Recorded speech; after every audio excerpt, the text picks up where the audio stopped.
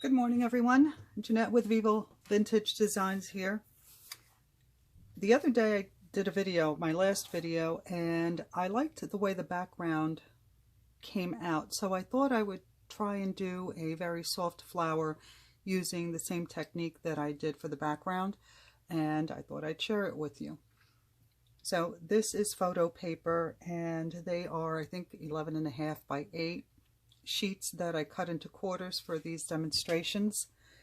And this is Kirkland photo paper. The links to all the products used in this video will be listed in the description box just below, and you'll also find my PayPal tip jar for those of you who wish to contribute and help support my channel so that I can keep these free videos and tutorials coming your way. And all donations are greatly appreciated and used to purchase more art supplies. So, all right, to get started, I'm going to put down a drop of pitch black right in the center. Just a little bit.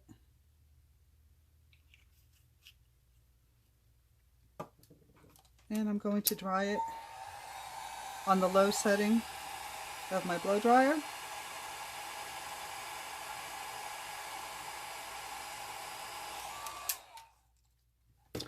And then I'm going to use the red because it was the most, the brightest one that I have in these little bottles where I collect my ink. And I've been asked, what do I mean when I collect my inks? When I use a palette, not a dry palette, but a wet palette, and I have excess ink left over after a painting, I suck it up and I put it in these bottles with a little bit of alcohol. So it's diluted, but it's good for doing backgrounds. So waste not, want not. Okay, here we go. My center is dry. I'm going to put down a drop on the black so that it fades into the petal. That's looking pretty already. Let's hope the rest of it turns out as well. The PSI on my compressor is set at 40. Oh, that's looking really nice. And I'm just going back and forth. I'm holding the airbrush about 1 inch to 1.5 inches away. And nothing special about it, just going back and forth while the ink is still wet.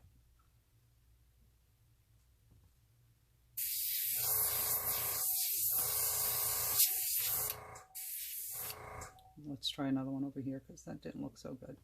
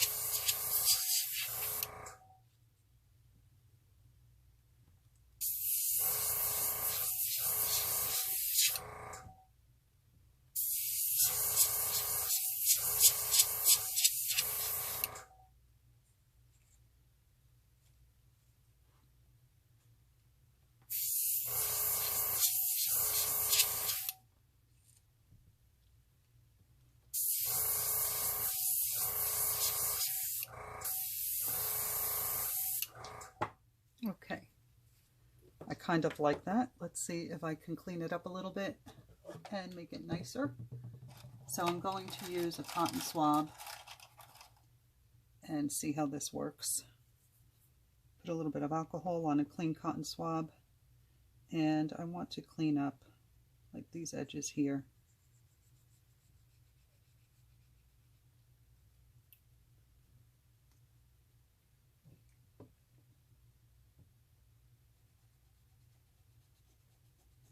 I can always crop it.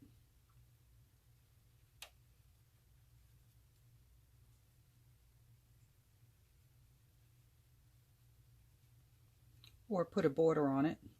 Maybe we can try that.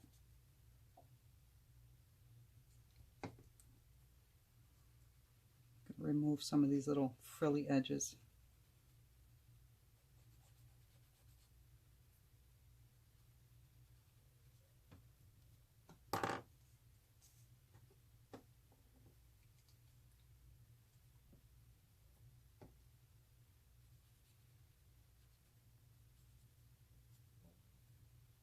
Okay, that's good enough for now.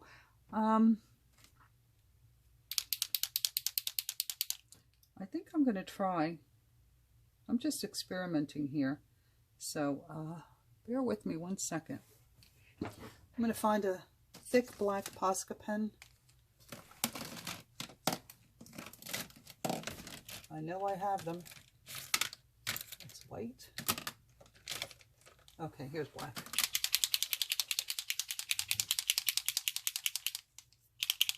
I always forget to shake these guys up. And I'm going to try and create a border so I can hide the edges that I don't like.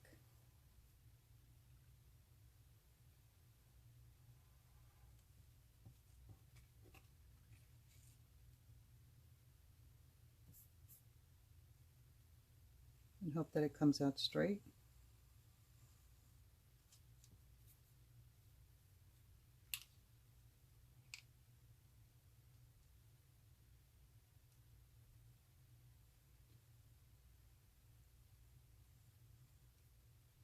And of course I touch the edge over here, because if I'm not smearing it,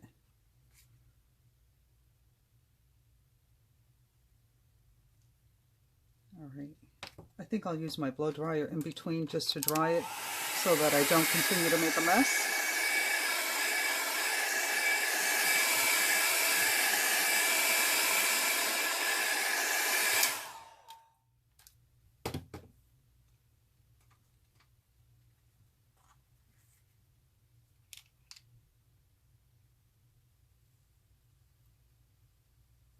So if you just glide the tip along the edge, you can get a straight line.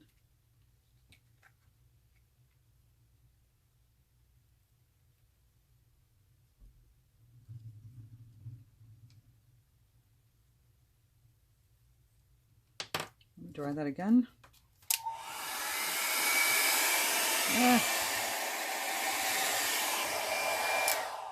It's going to be one of those mornings. Let's try holding it. Maybe that'll work better.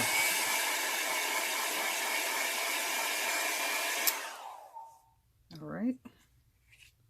And then we'll do the center. Oh, son of a gun. There's no way to fix that unless I make my edges thicker. But let's pretend that didn't happen.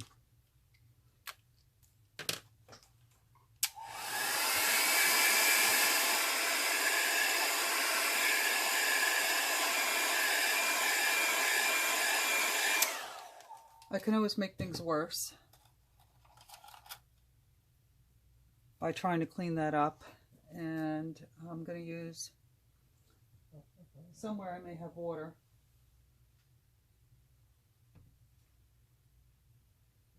I know I have water somewhere. Here it is. All right, so I'm going to put a little bit of water. I'm going to try and find a clean cotton swab. But of course I don't have one. Well, you know what, I'm going to use a dirty one because the water won't activate the ink. But it may help me clean this up a little bit.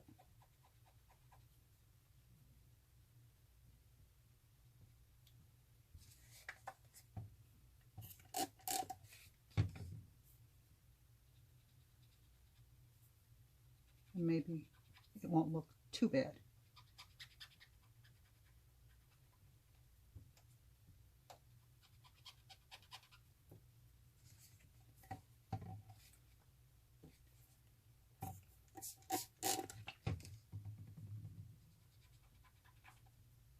All right, it's better.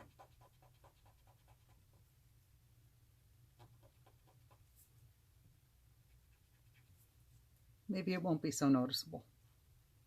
Let me dry it, and then I'll attempt to do that again.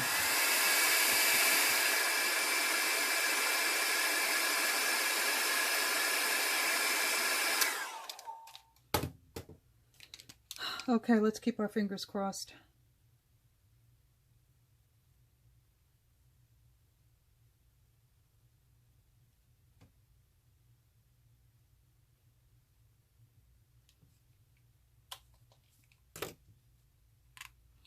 All right, it's not perfect, but it's better.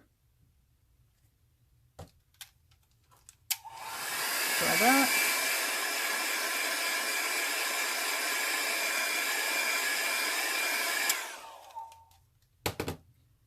And now we'll do our center. I'm going to use a little snow cap.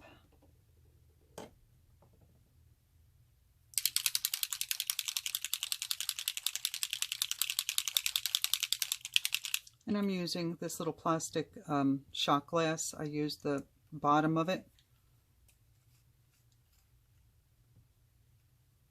Just a little drop. And I will take a micro brush. Let me see if I can find a clean one. All right. I think it's time to order some more of these. I go through them like crazy. All right, let me decide which way I want this to go.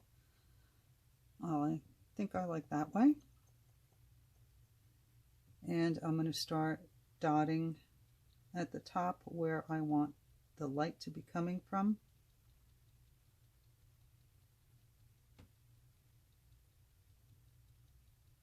And as I start to lose the ink on the brush, I'll tap to the bottom because that's where I want my shadow to be. So I want the dots to be lighter.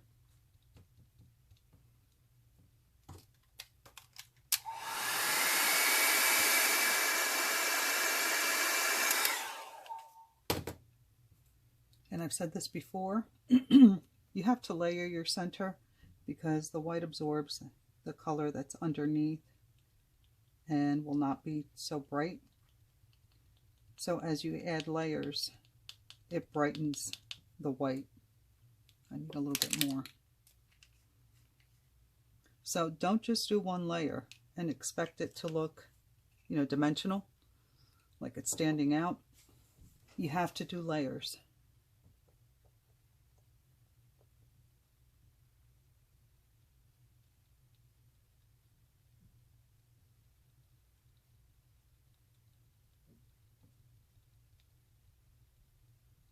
And always, well, this is what works for me. I always start at the top because that's where the ink will be the heaviest for the light, and then move down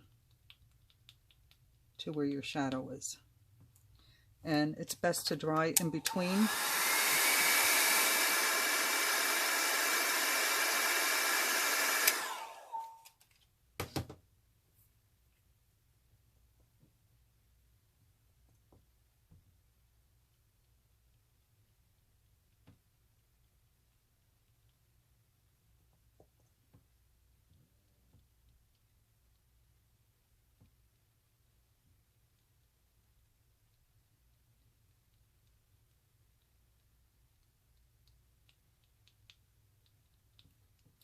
And there you go. That turned out really pretty. Very simple.